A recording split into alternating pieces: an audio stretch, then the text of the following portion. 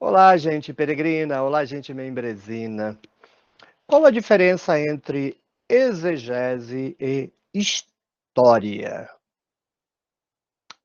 O tipo de exegese que a tenda do necromante tenta fazer, será se consegue, é exegese histórico-social indiciária. Então, aí há três elementos envolvidos. É uma exegese, mas ela é histórico, social, indiciária. Então, há uma relação entre exegese e história, porque ela é uma prática histórico-social. Há outras metodologias que se servem do termo história. Por exemplo, há uma metodologia que circula no mundo religioso cristão, que se cuidou de denominar método histórico-gramatical. Tenho sérias dúvidas se há história de fato aí, porque se tirou a palavra crítica do método histórico-crítico, deixou aí a palavra história para dizer que é história, e meteu-se um gramatical para dizer que é gramatical. Mas o elemento histórico, que pressupõe crítica, investigação, desconfiança, correção, não está presente. No método histórico-social indiciário, o histórico-social é um desenvolvimento com manutenção do aspecto crítico. Mas envolve, então, a questão histórica. E é preciso ter em mente que não há nenhuma disciplina mais próxima da exegese do que a história. Nem a linguística é mais próxima da exegese do que a história. Porque o que se quer na exegese histórico-social indiciária é recuperar o sentido histórico do texto. Não é dar um sentido para o texto, produzir um sentido para o texto, experimentar um sentido para o texto, instrumentalizar um sentido para o texto, é descobrir o sentido histórico. Então, vamos tentar esclarecer a diferença entre exegese e história, uma diferença que não as torna incompatíveis, muito pelo contrário, incompatíveis fossem. O nome da prática exegética não poderia ser história. Então, uma diferença que distingue uma da outra, mas que mantém uma unidade entre as duas grandezas. Então vamos lá, vamos começar com história, em sentido bem geral e desconsiderando as discussões pós-modernas sobre história que não me interessam.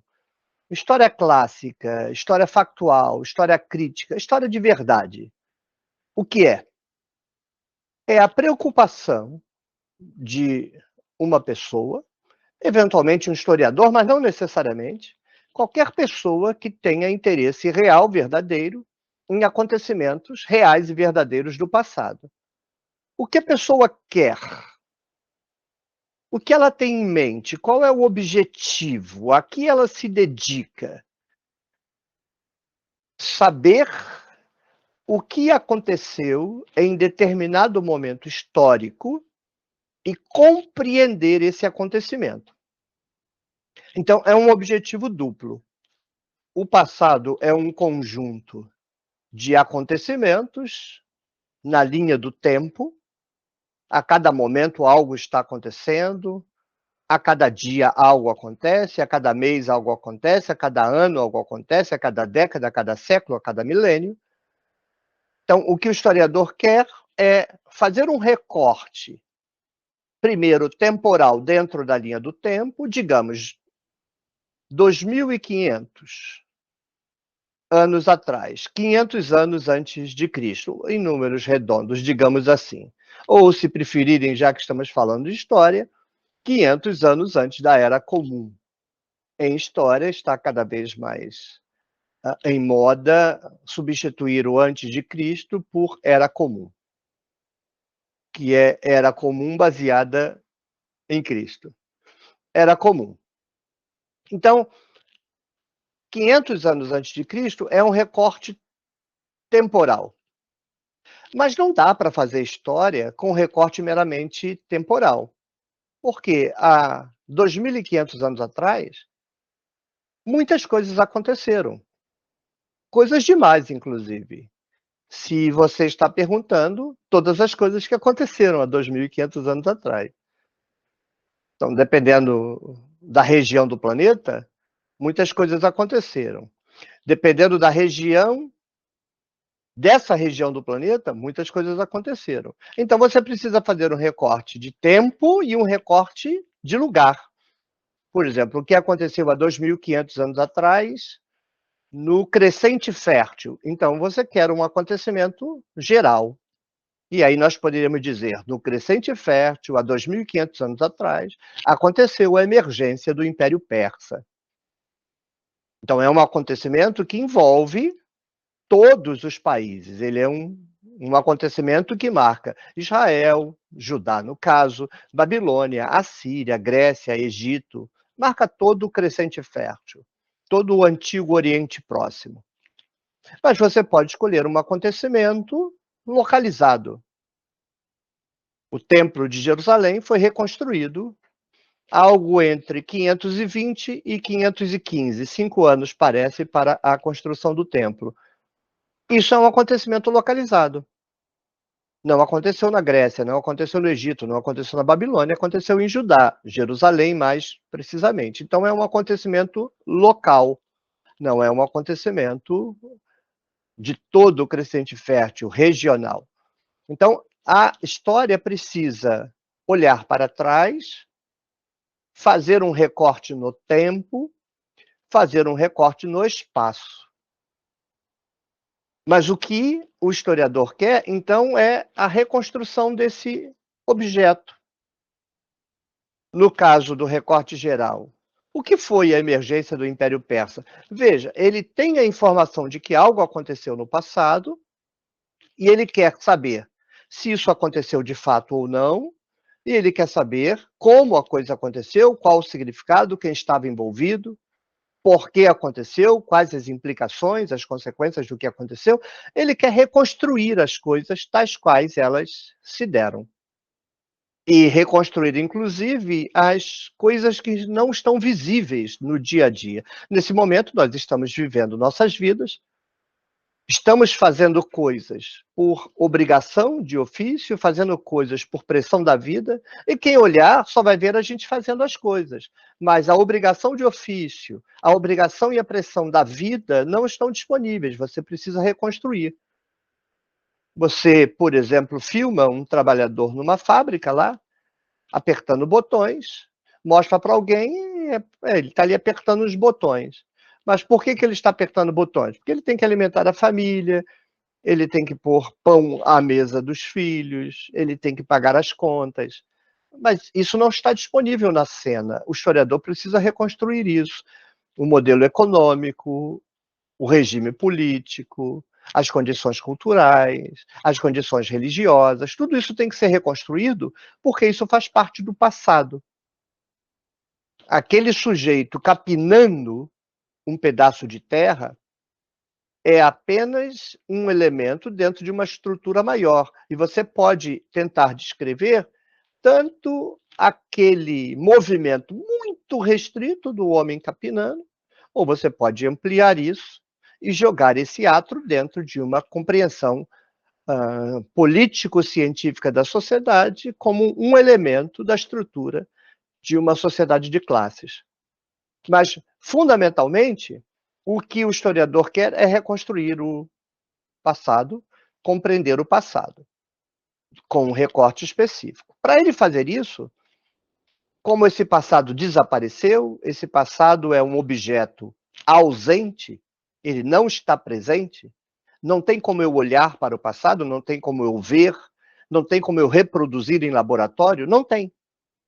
O acesso a ele é absolutamente difícil porque ele é indireto e depende absolutamente, de modo incontornável, não há outro caminho, de reunir indícios daquele passado, elementos que estiveram direta ou indiretamente presentes naquele acontecimento e que sobreviveram e chegam até ao historiador ou à pessoa interessada naquele evento. Então, podem ser achados arqueológicos de cultura material, como edifícios, como inscrições, como utensílios. Pode ser textos antigos da época que descrevem aspectos do funcionamento daquela cultura, acontecimentos específicos daquele momento. Então, o historiador vai se servir de documentos, eventualmente, inclusive, documento escrito. Anote isso, porque isso é importante na diferenciação entre historiador e exegeta. Então, o historiador, em algum momento, será obrigado a lidar com textos. O historiador não lida apenas com textos. Pode lidar com textos escritos em pergaminho, papiro, pedra, barro, pode, texto de qualquer modo, mas ele pode lidar com artefatos não escritos, monumentos, utensílios, prédios, roupas, etc, etc. Então, ele vai usar indícios, um texto escrito, por exemplo, para reconstruir o evento, cuja reconstrução é o objeto de interesse e, em alguns casos, o interesse profissional do historiador. Então, o historiador se serve de objetos, inclusive textos escritos, para alcançar o seu objetivo, que é a reconstrução do acontecimento histórico. E o objetivo dele é a reconstrução do acontecimento histórico. Ele se serve do objeto texto para a reconstrução do objeto. O texto serve para ele reconstruir o objeto, mas o objetivo dele é a reconstrução do acontecimento histórico. O objeto histórico, aquele recorte temporal, espacial, ou seja, geográfico, que ele pretende reconstruir teórico, metodologicamente. O texto é instrumento. O acontecimento histórico é fim. Muito bem. Agora vamos para a exegese. Todos os elementos que eu acabei de descrever, todos, sem nenhuma exceção, estão presentes na discussão da exegese. Mas há uma diferença substancial que torna diferente o trabalho do exegeta e o trabalho do historiador. O objeto do historiador está ausente. O objeto do exegeta pode parecer que está presente, porque é o texto. Mas o objeto do historiador exegeta não é o texto. O objeto do exegeta é o sentido histórico desse texto. De um lado, você pode dizer que o sentido histórico do texto está disponível no texto. Está, mas não está. Estivesse, todas as pessoas que lessem o texto imediatamente recuperariam o sentido histórico do texto. Ele está no texto, mas está perdido na polissemia intrínseca a todo e qualquer texto. O texto agora é um caldo infinito de sentidos potenciais. E qualquer que se aproximar desse texto e lê-lo, fatalmente vai lê-lo diferente do sentido que ele tinha na época em que ele foi escrito. A distância entre o sentido do leitor hoje e o sentido histórico tanto é maior quanto maior for a distância histórica do texto. Se eu pego um texto escrito há 50 anos, há alguma chance de que a minha leitura imediata se aproxime bastante do sentido histórico desse texto. Mas se o texto foi escrito há 1000 anos, 2000 anos, 3000 anos, a chance de, numa leitura automática, coincidir essa leitura automática com o sentido histórico é cada vez mais remota e proporcionalmente mais remota à medida que o texto ganha mais idade. Porque quanto mais distante de mim, mais diferente a cultura, mais diferente o uso dos termos, mais diferente a vida, os conceitos, a religião, a política, tudo. Então, aqui é preciso fazer a precisão da exegese histórico-social. Porque não é interpretação de texto. É interpretação de texto, mas é interpretação de texto num sentido muito específico. O que se quer é o sentido histórico do texto. E para que eu tenha o sentido histórico do texto, eu preciso levar esse texto para o momento em que ele foi escrito. E aí, o trabalho do exegeta e o trabalho do historiador se confundem, se aproximam. Para eu compreender exegeticamente um texto, eu preciso ter a intenção de interpretar o texto segundo as ideias de quem o escreveu. Para eu fazer isso, eu preciso reconstruir, então, o momento em que o texto foi escrito. Eu não tenho nada disso. Ah, sim, a tradição nos informa. Isaías escreveu isso, Paulo escreveu isso. Isso não serve para a exegese histórico-social. Um exegeta histórico-social que interpreta um texto com base na informação tradicional da autoria não está fazendo exegese histórico-social, está fazendo outra coisa. Ele não sabe se Paulo escreveu o texto, ele não sabe se Isaías escreveu o texto, e ele não vai comprar nenhuma informação de autoridade nem de tradição. Ele só tem o texto e ele vai reconstruir o perfil histórico do autor com base nas informações disponíveis no texto e mais nada. Não interessa a tradição, não interessa a autoridade de quem quer que seja. Então, ele precisará reconstruir o autor do texto, que ele desconhece, o momento histórico em que o autor está vivendo, que ele não sabe qual é, os destinatários, fundamental elemento exegético, para quem o texto está sendo escrito, e o exegeta não sabe quem é, a intenção por meio da qual o autor produz aquele texto para aquela comunidade de destino original, tudo isso terá que ser reconstruído. Ou não é exegese. Chamem de outra coisa, mas não chamem de exegese. Para ser exegese, precisa reconstruir o momento em que o texto foi produzido. Por quê? Porque esse texto é uma sobrevivência, é um indício, é um vestígio, é um resíduo daquele momento histórico em que alguém escreveu alguma coisa para alguém. Isso que ele escreveu para alguém é o objeto da exegese. Eu digo que a exegese não lida com papel, a exegese lida com gente, e gente morta. Por isso o nome do canal, A Tenda do Necromante. Então vejam, agora a gente pode botar o historiador e o exegeta um do lado do outro. O historiador quer reconstruir o passado, ele quer reconstruir o passado. O exegeta quer entender esse texto que está aqui no presente.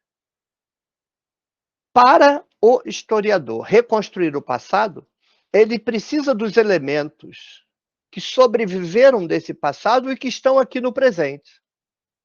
Por exemplo, um texto escrito. Mas o historiador não tem interesse nesse texto escrito. O historiador tem interesse naquele passado. O que ele quer é o passado. Mas ele precisa do texto escrito, precisa da pedra, precisa do artefato, do monumento, da inscrição, do pote, o pote de cerâmica. Ele precisa de sobrevivências, cacos, fragmentos daquele passado, para, operando esses fragmentos, esses indícios, essas sobrevivências, reconstruir o passado. O exegeta é o contrário. O exegeta tem um fragmento do passado na mão. O que ele quer é entender esse fragmento. Mas esse fragmento só tem sentido quando recolocado no passado. Ele é um pedacinho de um fato semântico, um acontecimento semântico, um acontecimento com sentido do passado que sobreviveu um pedacinho. Muitas pessoas podem querer usar esse fragmento para suas satisfações profissionais ou pessoais. É legítimo. A exegese não quer. A exegese não quer experimentar esse fragmento, não quer instrumentalizar o fragmento, quer compreender o sentido desse fragmento quando ele foi produzido. Para isso, ele precisa reconstruir o passado. Ele não tem interesse no passado. Se ele não fosse exegeta, ele não reconstruiria o século V. Ele não tem interesse no século V. Ele não é historiador, ele é um exegeta. Mas ele quer entender esse fragmento. Lendo esse fragmento de texto, ele compreende que esse texto é do século V. Foi escrito por alguém no século V para alguém no século V. Não foi escrito para nós. Todo leitor de texto antigo é um intrometido. Ninguém chamou ele na conversa. Então, ele que aprenda a ler direito. E só tem um jeito de ler direito: se colocando no papel dos destinatários do texto.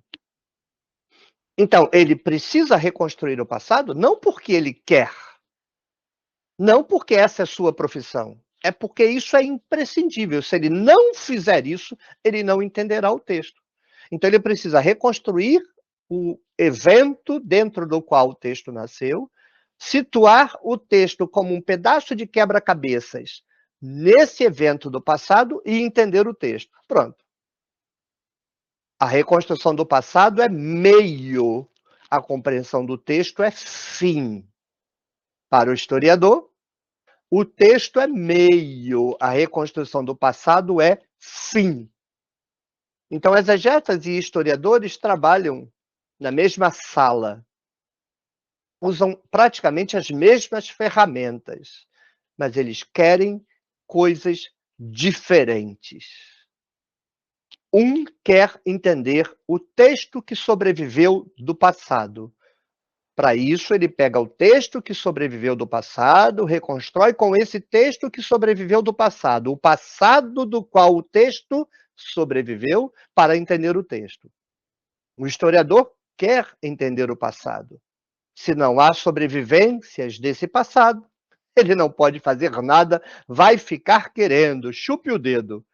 Mas se sobraram fragmentos, indícios, vestígios desse passado, esse desejo que ele tem de reconstruir o passado será alcançado na medida em que ele organizar os fragmentos de modo correto e reconstruir o passado.